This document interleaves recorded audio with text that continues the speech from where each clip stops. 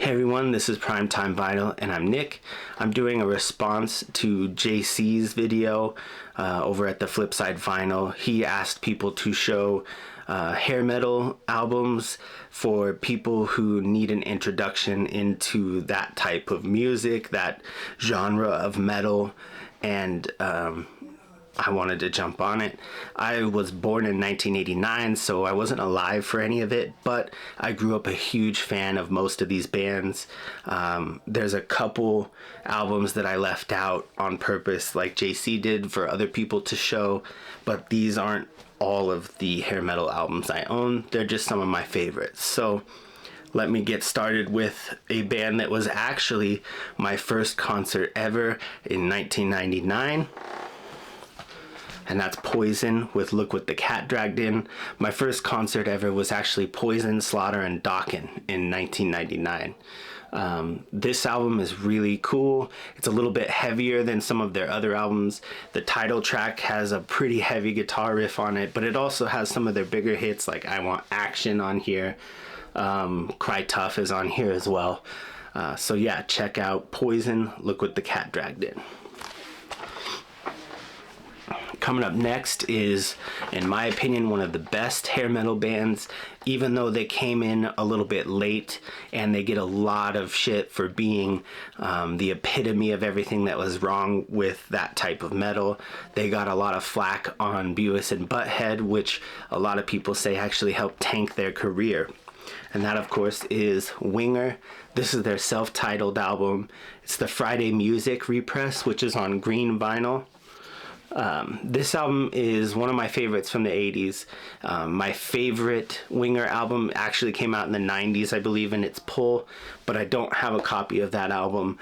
I have to track it down somewhere. So this album has Madeleine, it has 17, which is their biggest hit, and also Headed for a Heartbreak, which is probably their second biggest hit, I want to say. So yeah, Winger, self-titled album. Coming up next, some of my favorite guitar work from the 80s, and that is White Lion with their album Pride. This is an original press with the hype sticker. I know JC loves those. This has their biggest hit on it, which was Wait. Actually, their biggest hit may have been one of their ballads, but I think Wait is their biggest hit that was kind of hair metalish. It has Hungry on it, Sweet Little Lovin', and Lady of the Valley, which are some of their better songs for sure. But like I said, their biggest hit ever was actually Wait. So check out White Lion's Pride. Coming up next, I have Rat with their self-titled album. I don't think Rat gets enough credit for their musicianship.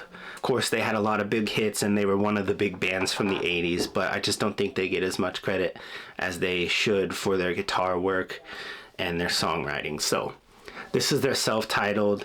The big hit on here is Back for More. If you haven't heard it, check it out. The cover, of course, is kind of 80s style, and then if you look at the back, I mean, that's definitely hair metal right there. Look at that poofy jacket. Coming up next is Striper with Soldiers Under Command. It doesn't say that anywhere on the front. It might be just self-titled, but I've always called this album Soldiers Under Command. It has the Soldiers Under Command song on it. It also has my favorite song, which is Surrender. It's one of the greatest guitar solos that came out of the 80s period, in my opinion. And then it also has one of their other bigger hits, which was Reach Out on it.